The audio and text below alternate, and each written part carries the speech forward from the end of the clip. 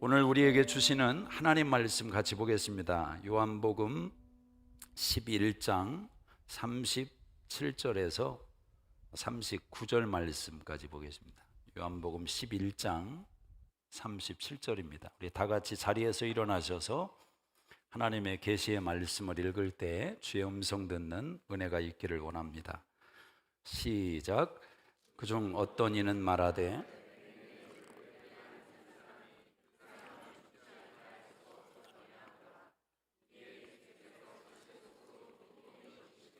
무덤에 가시니 무덤이 굴이라 돌로 막았거늘 이르시되 돌을 옮겨 놓으라 하시니 그 죽은 자의 누이 마르다가 이르되 주여 죽은 지가 나흘이 되었음에 벌써 냄새가 나나이다.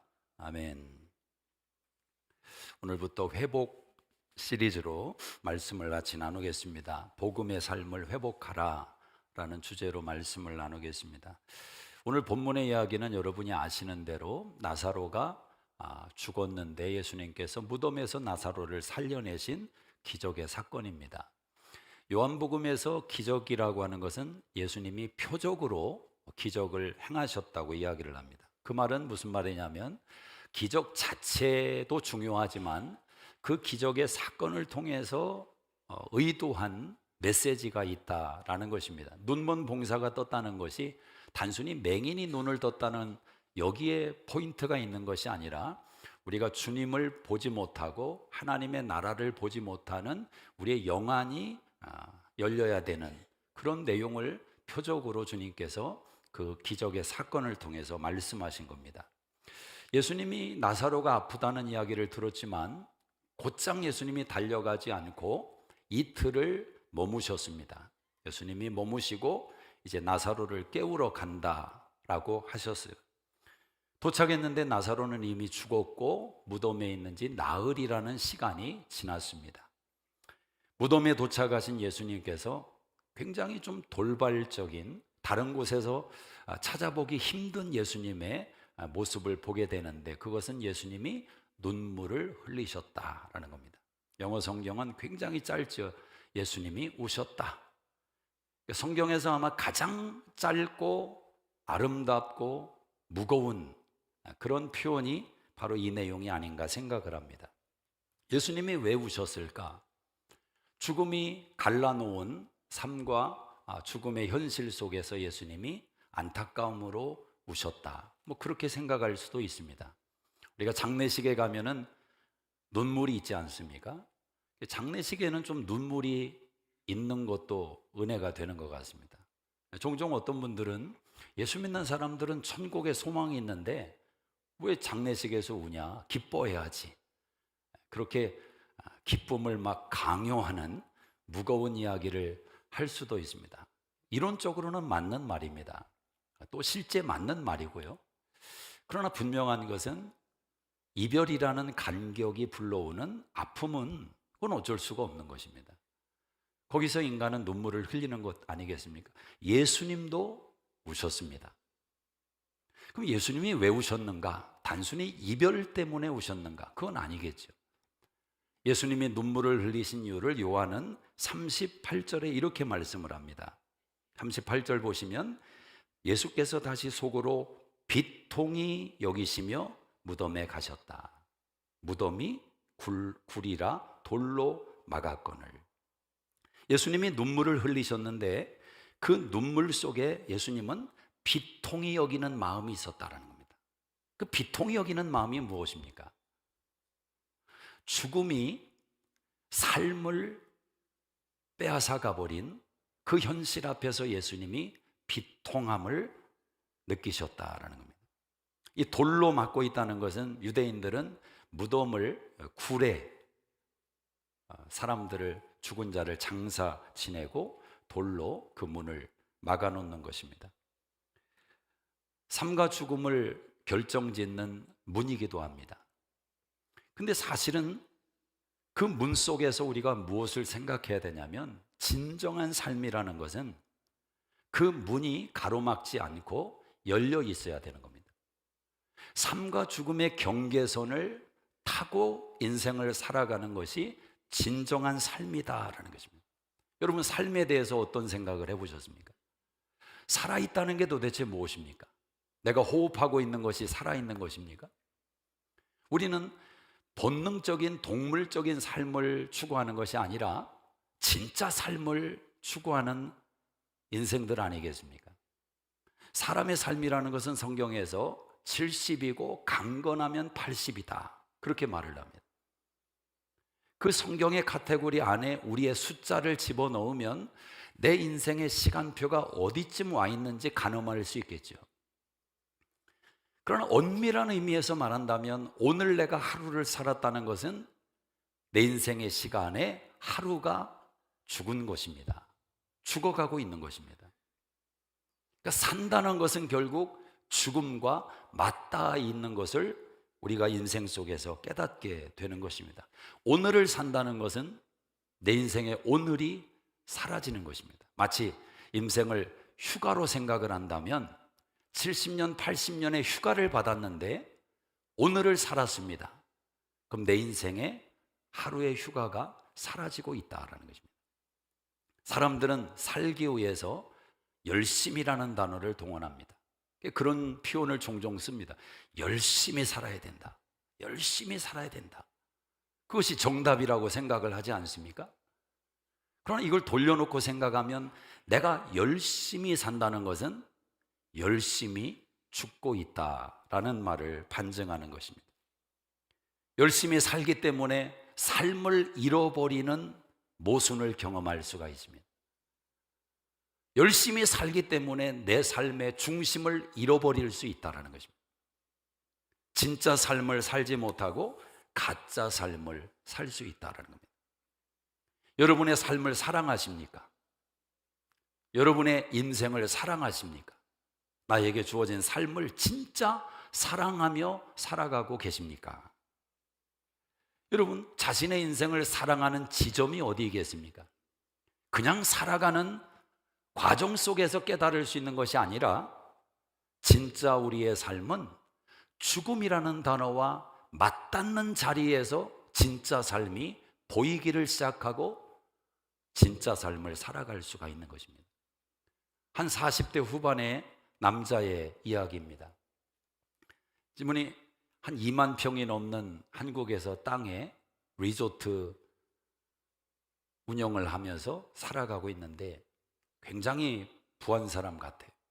수백억의 그런 비즈니스라고 고백을 합니다. 근데 이분이 30대에 말기암에 걸렸다고 합니다. 평소에 건강을 그렇게 돌아보지 않다가 이상한 징후는 조금씩 느꼈지만 그냥 무시하며 정신없이 살았겠죠. 그러다 어느 날 의사의 진단 속에서 말기암이라는 진단을 받았는데 이미 전이가 된 상태였답니다. 수술을 할 수 없는, 원래 말기암은 수술을 안 하는 것이 정상적인 과정이랍니다. 근데 수술을 받아야 되겠다고, 살아야 되는 의지가 있었던 거예요. 이대로 죽을 수는 없다.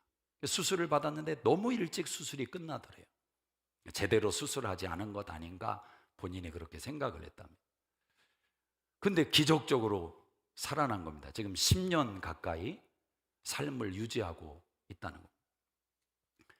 근데 그 많은 재산을 가지고 있고 말기암에서 치유를 받은 사람이라면 우리가 통상 보통 생각한다면 아주 좋은 환경에서 좋은 건강한 여건을 갖추고 요양하면서 무리하지 않고 그렇게 삶을 살아가는 것이 일반적인 생각일 텐데 그 죽음의 문턱을 갔다 온 그 사람은 왜 그 많은 재산을 가지고 나름 비즈니스가 스트레스가 많을 텐데 왜 그렇게 살아가고 있는가? 근데 인생 철학이 분명히 있더라고요. 그걸 말해주고 싶어 하는 것입니다. 자기가 그 과정을 통과하면서 지금도 몸이 완전히 회복된 건 아니고 말기암 환자는 고침을 받아도 시한부 인생처럼 평생을 살아가야 된다고 합니다. 그럼에도 불구하고 본인은 죽은 자처럼 살고 싶지 않다, 이 생각이 뚜렷한 겁니다. 누워있지 말고 일어서서 나에게 주어진 삶을 살아내는 것. 죽음에 직면해 보니까 내 삶이 보이더라는 것입니다. 그러면서 멀쩡한 사람들에게 하는 이야기를 많이 들어서 우리가 알고 있는 내용 아닙니까? 건강한 몸만 가지고 있는 것이 얼마나 행복한 것이며 무한한 가능성을 가지고 있는 것인지 깨달아야 된다. 그게 믿어지지 않고 자기 현실의 부족함을 인해서 자꾸 불편한 생각이 든다면 아무 대학병원이나 가서 잠깐만 서 있어 봐라. 그러면 깨닫게 된다는 겁니다. 거기에는 다 죽음이라는 단어를 붙들고 씨름하는 사람들이 오고 가고 있다라는 거예요. 누워있지 마라. 삶을 살아라. 그 메시지의 울림이 크더라고요. 여러분, 삶의 모든 순간순간이 여러분에게 의미로 다가오고 있습니까? 나이가 들어가면 시간이 빨리 간다고 말을 합니다. 과학적으로 왜 시간이 빨리 가는지 아십니까? 아니, 10대나 70대나 시간이 다르게 갈 이유가 없습니다. 24시간 똑같습니다. 그러나 그 시간을 흡수하는 인생의 태도가 전혀 다르다는 것입니다. 우리는 나이가 들어갈수록 많은 경험이 있기 때문에 그 순간순간 사건을 누리며 바라보며 흡수하는 능력이 현저히 떨어지는 겁니다. 근데 어린아이일수록 이 흡수력이 큰 거죠. 그래서 아이들은 웃음이 많은 겁니다. 나이가 들어가면 웃음이 줄어드는 이유가 뭐냐면 다 그런 것이다. 마치 다 통달한 사람처럼 새 것이 없는, 해 아래 새 것이 없는 진리를 깨달아서. 그런 아이들은 흡수하는 순수함이 있어요. 다 신기한 거지. 살아가는 삶의 의미라고 하는 것은 죽음이라는 단어를 직면할 때 우리의 손에 맞닿기를 시작합니다. 삶과 죽음은 맞닿아 있을 때 진짜 삶이 시작되는 것입니다. 저는 복음의 삶이 바로 그렇다고 생각합니다. 복음은 죽음이라는 단어를 맞닥뜨리는 것입니다. 그리고 그 죽음의 자리에서 우리를 일으켜 세우는 것입니다. 죽음의 문을 열고 소망을 향해서 나아가도록 복음은 우리에게 생명을 부여하는 것입니다. 하나님은 성도에게 어떤 삶을 약속하셨습니까? 요한복음 10장 10절에 도적이 오는 것은 죽이고 멸망시키기 위해서 왔지만 나 예수는 생명을 주시고 더 풍성케 하기 위하여 왔다. 주님이 말씀하지 않았습니까? 항상 기뻐해라, 쉬지 말고 기도해라, 범사에 감사하라. 너희를 향하신 하나님의 뜻이니라. 하나님은 저와 여러분의 삶에 관심이 많습니다. 믿습니까? 우리의 일상적인 삶에 하나님의 시선이 고정되어 있습니다. 먹고 마시고 자고, 하나님이 그런 것도 관심을 가질까요? 선교지에 가서 단기 선교할 때 그때는 하나님이 보시겠지만 제가 밥 먹고 있는 거, 제가 잠자는 거 하나님이 관심이 있을까요? 아니요. 하나님은 여러분의 모든 움직임에 관심이 있습니다. 성경에서 그렇게 말씀을 하십니다. 형통한 삶으로, 변화의 삶으로 우리를 이끌어가기를 원하십니다. 하나님 형상을 닮은 존재로 지었기 때문에 하나님은 그저 우리가 먹고 마시며 사는 인생으로 마치기를 원치 않는다라는 것입니다. 자, 그런데 분명히 우리에게는 형통한 삶, 하나님의 꿈이 심겨 있는 삶, 예수 그리스도를 닮아가는 위대한 고차원적인 삶이 우리 앞에 놓여 있는데 왜 현실로 그런 삶을 살아내지 못하는가? 바로 나사로의 무덤처럼 돌이 우리의 삶과 죽음의 가운데에 막고 있기 때문에 그렇다라는, 삶과 죽음의 경계선을 타고 인생을 살아가야 되는데, 진짜 삶을 살아가야 되는데 가로막고 있다는 것입니다. 자, 돌이 가로막고 있으면 어떤 문제가 있습니까? 어느 한쪽은 썩어갈 수밖에 없다는 겁니다. 어느 한쪽은 냄새가 나기 시작한다는 겁니다. 마치 나사로의 무덤처럼. 여러분의 삶을 한번 가만히 생각해 보시기 바랍니다. 삶의 자리를 한번 떠올려 보시기 바랍니다. 뭐 엄청 거창한 얘기를 하는 게 아닙니다. 자, 여러분의 삶은 다 살아 있습니까? 여러분이 떠올리는 현장마다, 여러분의 삶의 지경마다 다 생동감이 있습니까? 살아나고 있습니까? 아니면 어디는 냄새가 나기를 시작합니까? 세상에서 그런 말을 들어보셨을 겁니다. 사는 게 죽는 맛 못하다. 사는 게 죽는 맛 못하다. 참 안타까운 고백이죠. 얼마나 삶의 무게가 짓누르고 있으면 사는 것이 죽는 것만도 못하다고 고백할 수 있겠습니까? 그럼에도 불구하고 그 무덤 속에 갇혀있는 인생, 삶의 의미를 전혀 발견하지 못하는 그 현실 속에 있는 삶 속에 하나님은 다시 살려내겠다고 말씀하시는 겁니다.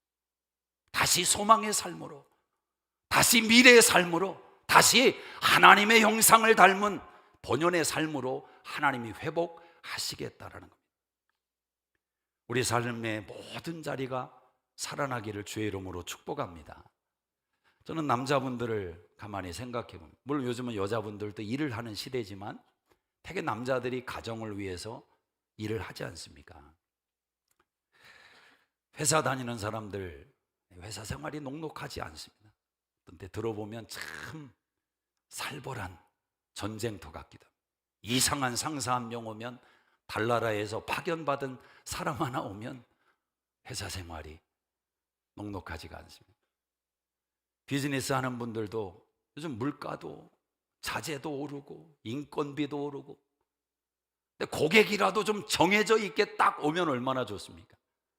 세상에 알 수 없는 것이 고객의 발걸음 아닙니까? 그런 현실 속에서 전쟁을 하고 있습니다. 전쟁을 하고 있어요. 자, 어떤 마음을 갖겠습니까? 대부분의 사람은 열심히 살아야 된다, 이게 답인 것처럼 열심이라는 단어, 그걸 붙들고 살아갑니다. 그나마 그 열심이 있기 때문에 그래도 사는 겁니다. 근데 한번 이런 질문 앞에 서보셔야 됩니다. 내가 그렇게 열심히 살았는데 그 열심 때문에 내 삶의 모든 자리가 살아났는가? 그 열심이라는 단어 때문에 내 인생의 모든 영역이 회복되고 살아났는가? 아니면 열심 냈는데 어느 한 자리가 썩고 있지는 않은가? 냄새나고 있지는 않은가? 하나님은 우리에게 삶을 이야기를 하십니다.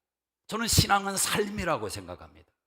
구름 위의 삶이 아니라 일상의 삶, 지극히 평범한 삶. 고린도전서 10장 31절에 먹든지 마시든지 무엇을 하든지 하나님의 영광을 위해서 하라. 그 구절이 왜 이렇게 은혜가 됩니까? 하나님의 영광을 돌리는 것이 먹는 문제요, 마시는 문제요, 내 일상의 삶이라고 하나님이 성경으로 우리에게 다가오십니다. 예레미야 29장 11절에 하나님은, 우리를 향한 하나님의 마음은 저주가 아니라 미래와 희망을 주는 것이다. 더 나은 삶이 있다고 하나님은 우리의 손을 붙드는 것입니다. 그 자리에 만족하지 말고, 그게 전부가 아니라 그렇게 인생을 마치는 것으로 마음을 결정하지 말고 내 손을 잡고 같이 가자, 더 가자. 내가 너를 이끌고 갈 삶의 자리가 있다고 주님이 말씀하신단 말입니다. 오늘 여러분의 삶을 가로막고 있는 돌이 무엇입니까? 삶과 죽음을 분리시켜 놓은, 진짜 삶을 살지 못하게 만드는 그 돌의 정체가 무엇입니까? 오늘 본문에 나사로의 이 배경으로 놓고 본다면 그 돌의 정체 가운데 하나는 불신앙입니다. 불신앙. 우리 한번 22절을 한번 같이 보시겠습니다. 같이 읽습니다. 시작. 그러나 나는 이제라도 주께서 무엇이든지 하나님께 구하시는 것을 하나님이 주실 줄을 아나이다. 자, 예수님이 늦게 왔습니다. 나사로는 이미 죽었습니다. 그때 마르다가 예수님께 21절에 이런 말을 합니다. 예수님이 여기 계셨더라면 우리 오라비가 죽지 않았을 텐데. 이건 적당히 원망이 섞인 표현 아닙니까? 예수님 왜 늦게 오셨어요? 예수님만 계셨으면 우리 오라비 죽지 않았을 텐데. 자, 굉장히 믿음 섞인 고백을 했어요. 그때 예수님이 23절에 말씀합니다. 내 오라비가 다시 살아나리라. 그 말을 듣자 마르다의 말이 이렇게 바뀝니다. 24절 한번 읽어봅니다. 시작. 마르다가 이르되 마지막 날 부활 때에는 다시 살아날 줄을 내가 아나이다. 자, 무엇이 바뀌었습니까? 이제라도 그렇게 고백했던 마르다가 마지막 날에는 시간이 바뀌었어요. 방금 전에는 지금 예수님이 고칠 수 있어요, 지금 예수님이 해결할 수 있어요, 그렇게 나왔는데 예수님이 지금 해결하겠다고 말하니까 마르다는 고백합니다. 마지막 날에, 부활의 날에 예수님께서 치료하실 줄로 믿습니다. 저는 이것을 신앙의 불신앙이라고 진단하고 싶습니다. 포장된 신앙, 믿음이 좋은 것처럼 포장하고 있지만 그 중심에 알맹이에 문제가 있는, 저는 수십 년 동안 전도사와 목회로 하나님의 일을 하면서 많은 신앙인들의 모습을 보면서 때로는 이런 신앙인의 불신앙을 볼 때 안타까움이 있어요. 믿음이 좋은 것으로 포장되어 있어요. 이야기만 하면 영적인 이야기를 나누는 것 같아요. 그리고 굉장히 차원 높은 신앙의 이야기를 나눠요. 그러면서 비판을 잘해요. 판단을 잘해요. 교회들을 판단하고 성도들을 판단하고 목회자들을 판단하고. 근데 오늘이 없어요. 자기 삶에 오늘이 없어요. 여기가 없어요. 여러분, 신앙인의 불신앙은 여기가 없습니다. 여기가 없어요. 주님은 이렇게 말씀하십니다. 나는 부활이요 생명이니 나를 믿으면 죽어도 살겠고 무릇 살아서 나를 믿는 자는 영원히 죽지 아니하리라. 예수님은 부활을 말씀하는 겁니다. 근데 그 부활이 마르다의 개념 속에는 죽어서 경험하는 사건이라면 예수님은 지금 경험하는 사건으로 말씀하는 겁니다. 저는 여기에서 신앙의 갈림길이 생긴다고 생각합니다. 의외로 많은 신앙인들이 그런 개념을 가지고 있습니다. 자, 천국 신앙의 사람들입니다. 예수 믿고 예수를 구주와 주님으로 영접했습니다. 누가 물어보면 나 천국 갈 수 있다고 고백합니다. 누가 물어보면 오늘 죽어도 천국에 간다고 확신합니다. 근데 문제는 뭐냐? 모든 신앙의 무게가 거기에 가 있어요? 여기가 없어요. 여러분, 주님은 우리에게 말씀합니다. 거기에 신앙이 여기로 오셨다고 말씀을 합니다. 예수님께서, 하늘나라의 주인이신 예수님께서 육신이 되어 우리 가운데 거하신 것입니다. 주님은 거기와 여기를 연결하신 분입니다. 분리해 놓으신 분이 아닙니다.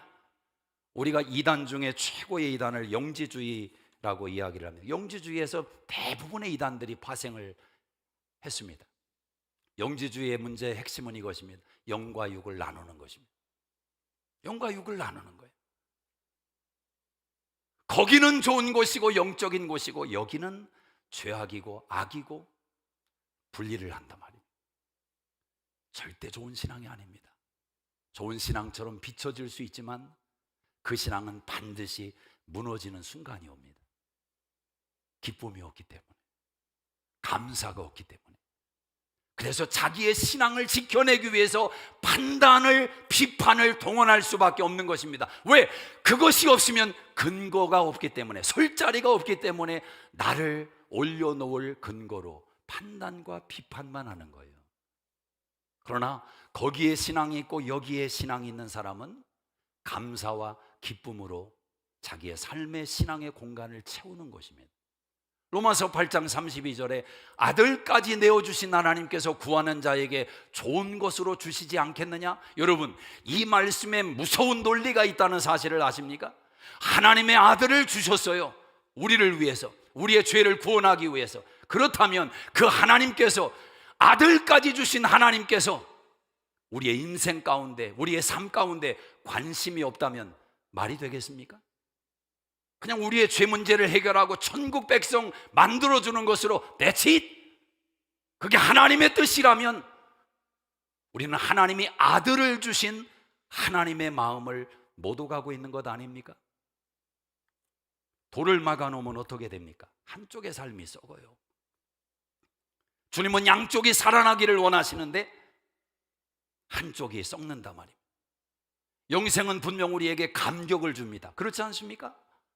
아니, 영생을 얻었는데 환희와 감격이 있을 것 아닙니까? 미래에 대한 소망이 있겠지요. 담대함이 있겠지요. 죽음이 끝을 맺을 수 없는 연결을 경험하고 있으니까 그 삶을 오늘 여기에서 경험하라고 말씀하는 것 아닙니까? 그래서 예수 믿는 자는 죽은 자 같으나 산 자요, 없는 것 같은 자나 모든 것을 가진 자로다. 이 역설이 어디에서 나오는 것입니까? 이 둘의 삶이 연결되는 곳에 있다라는 것입니다. 신앙인의 불신앙을 제거해야 돼요. 자, 또 하나의 돌이 있다면 바로 그 돌은 우리의 생각입니다. 우리의 생각. 마리아와 마르다의 마음속에 무슨 생각이 있었어요? 주님이 여기 계셨더라면 오라비가 죽지 않았을 텐데 주님 왜 늦게 오셨습니까? 자, 그들의 생각이죠. 지금이었는데 주님은 wait, 기다리라고 하십니다.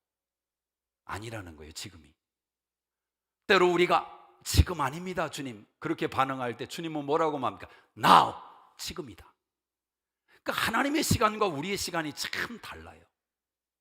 사실 인생의 피곤함은 거기에서 오는 것입니다.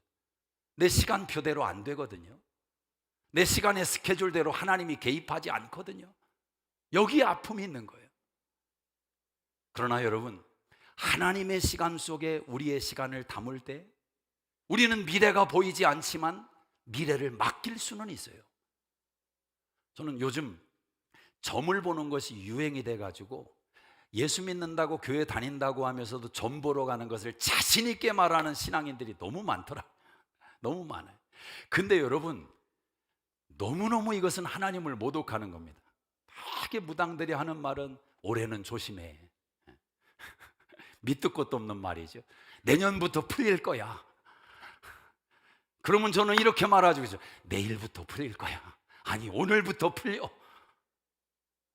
근데 그런 것을 사람들은 맨 미래에 대한 불확실함이 크기 때문에 뭔가 선명하게 담아주는 말, 거기에 딱 갇히는 거죠.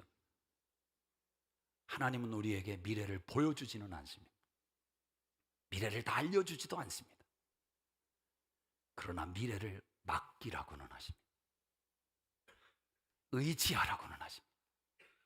그럼 조금씩 보여주십니다. 이끄시는 길을 깨닫게 하십니다. 우리의 생각이 가로막고 있습니다. 저는 이스라엘 백성들의 문제도 바로 이 지점이었다고 생각합니다. 자, 광야를 통과하고 있습니다. 그런데 그들에게 가나안이라는 하나님의 약속이 주어졌습니다. 문제가 무엇입니까? 눈을 감으면 가나안인데 눈을 뜨면 광야예요. 우리 모두의 고민 아닙니까? 눈 감으면 원수도 안 보이고 눈 감으면 다 좋은 것만 눈을 뜨면 현실이 목을 재운단 말이에요. 눈 감고 살 수 없잖아요. 이 상황 속에서 여러분, 광야는 피곤한 것 아닙니까? 광야가 절대 즐거울 수 없지요. 척박하고 갈라지고 메마른 광야를 누가 원한단 말입니까? 그런데 하나님은 그 광야와 가나안을 구분짓는 것을 원치 않습니다. 하나님의 말씀은 무엇입니까? 광야와 가나안을 연결하라는 것입니다. 고생 끝 낙이 온다, 이건 세상의 말입니다. 광야와 가나안을 구분짓지 말고 광야가 가나안이 되도록 연결하라는 것입니다. 여러분, 광야가 가나안 되지 못하면 가나안에 들여놔도 그 땅이 축복되지 않습니다. 어떤 사람들은 누가 봐도 가나안의 삶을 살고 있어요. 누가 봐도. 근데 그 생각이 광야이기 때문에 그의 삶은 광야를 통과하고 있습니다. 어떤 사람들은 누가 봐도 광야 같은 인생이에요.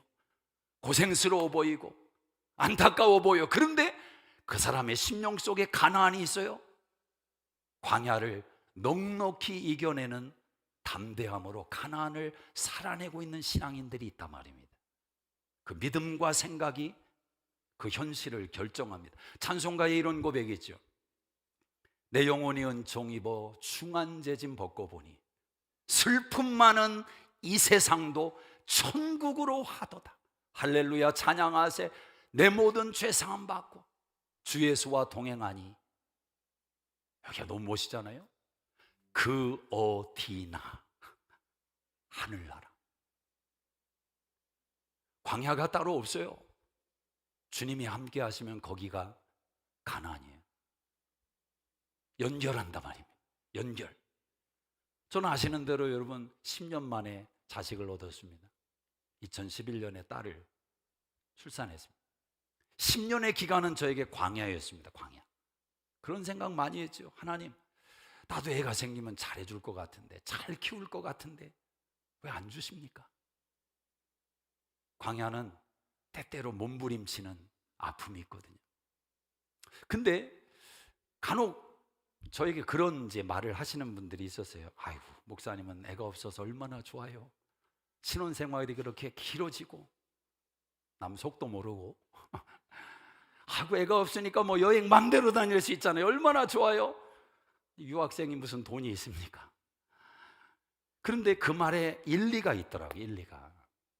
저는 집사람과 그런 이야기를 자주 나눴습니다. 우리가 지금 애가 없기 때문에 애를 키우는 가정들을 가만히 보니까 어려움이 있어요.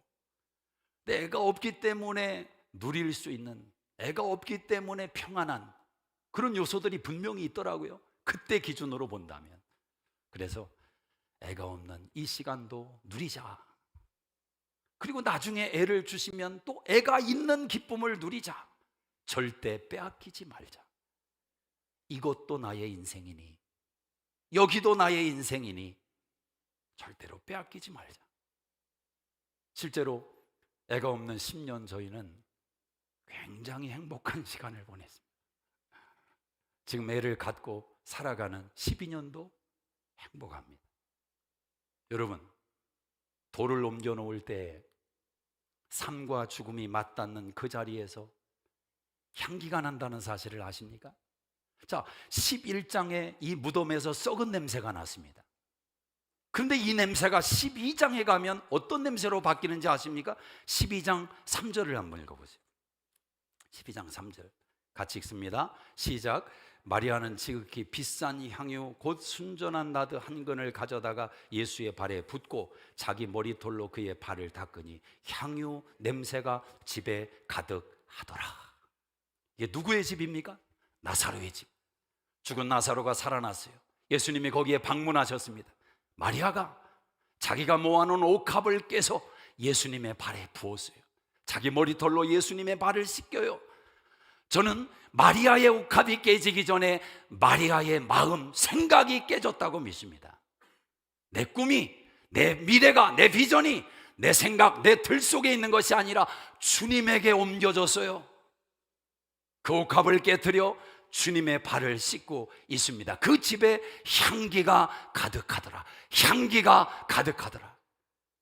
내 생각의 틀을 깨는 순간 주님의 소리가 들립니다. 저는 인간이 가진 최고의 선물 가운데 하나는 분명 생각이라고 믿습니다. 이 생각만큼 축복이 어디에 있어요?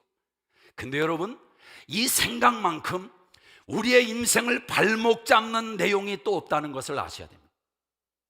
이 생각은 계속 깨어져야 되고 변화되어야 되고 수용돼야 되고 주님의 말씀으로 다듬어져야 되는데, 생각이 굳어지기 시작하면 생각이 돌이 된단 말이에요.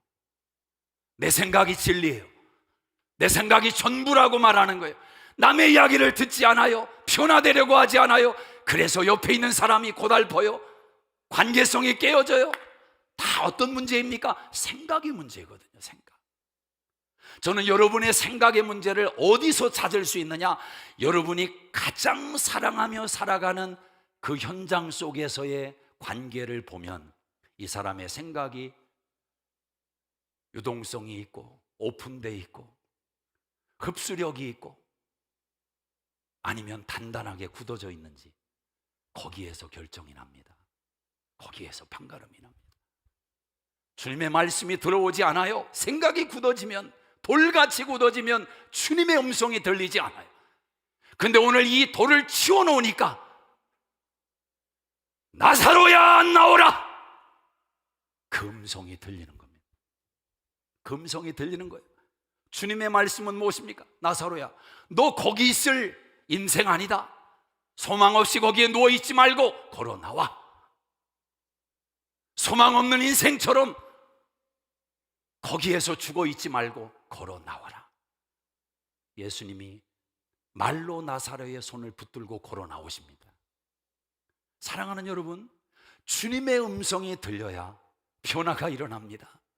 주님의 음성이 들려야 썩은 냄새가 치유되는 역사가 일어납니다. 주님의 음성이 들려야 진정한 변화가 일어난다 말입니다. 주님의 음성을 듣고 계십니까? 주님의 음성이 한 번이라도 여러분 심장을 두드리고 있습니까? 생각을 두드리고 있습니까? 아, 이게 아니구나. 그런 깨달음의 변화, 되돌림의 변화 일어나고 있습니까? 하나님은 지금도 말씀하세요. 시편 19편 3절 4절 말씀에 하나님의 소리가 온 땅에 통하며 그의 말씀이 땅끝까지 이르는도다. 여기 있는 홍 목사의 말만이 아니라 하나님은 직접 성령 안에서, 말씀 안에서 여러분의 심령 가운데 깨달음을 주시고 말씀을 주시고 다가오신단 말입니다. 근데 그 소리가 들리지 않아요. 왜? 돌이 막고 있기 때문에. 굳어져 있단 말입니다. 여러분의 생각이 정말 진리예요? 여러분의 생각이 정말 세상 온 우주 가운데 하나밖에 없는 진리입니까? 그렇다면 그렇게 사세요.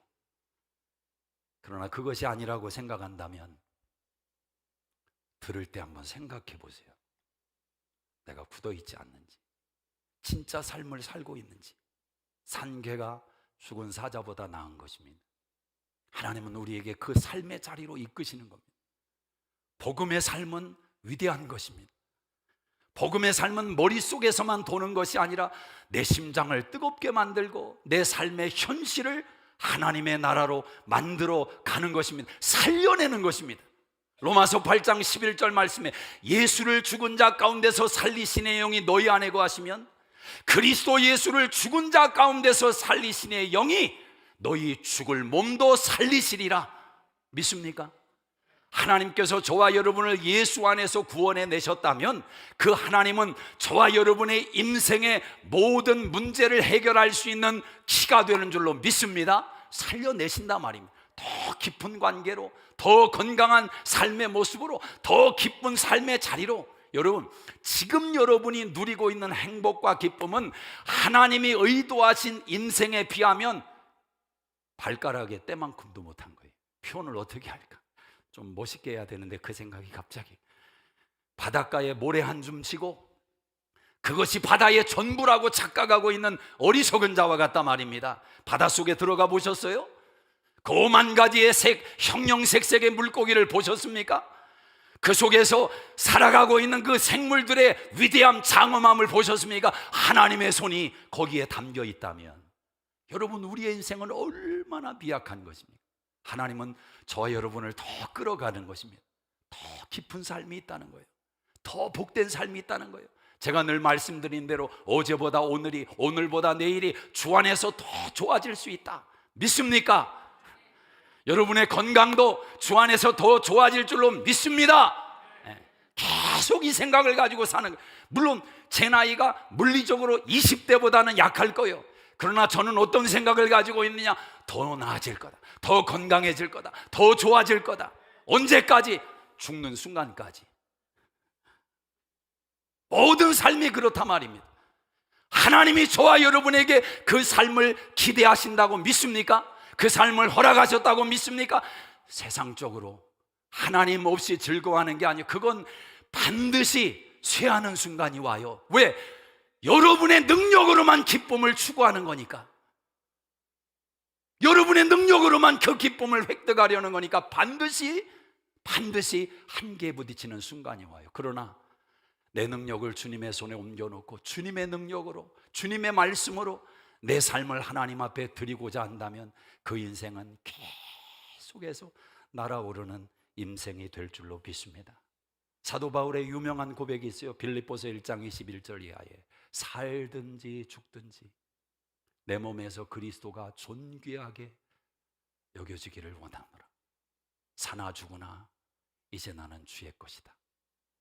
삶과 죽음이 맞닿은 인생의 고백에서 나오는 진짜 삶의 고백인 것입니다. 기도하겠습니다.